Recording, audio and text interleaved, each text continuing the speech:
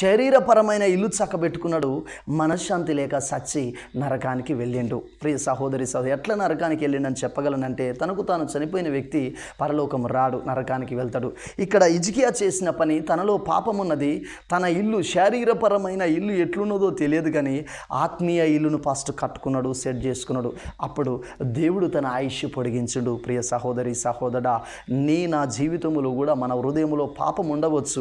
అయితే మనం చేయవలసింది ఇట్లా కట్టుకుందాం ఇల్లు, అట్లా కట్టుకుందాం ఇల్లు, ఇవి చేద్దాం అవి చేద్దామని శరీరపరమైన ఆలోచనలు ఎన్నెన్నో చేస్తూ ఉంటాం. కానీ ఫస్ట్ ఈ ఇల్లుని సరిగ్గా మరి చక్కబెట్టుకుందామనే ఆలోచన ఈరోజు సమాజానికి వస్తలేదు.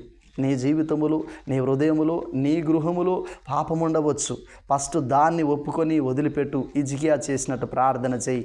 నీవు ఒకవేళ రోగముతో ఉండవచ్చు. హిజ్కియా రోగంతో ఉన్నప్పుడు హిజ్కియా ప్రార్థన దేవుడు ఆలకించుండు. కన్నీళ్లు విడిచి తన తప్పిదం ఒప్పుకొని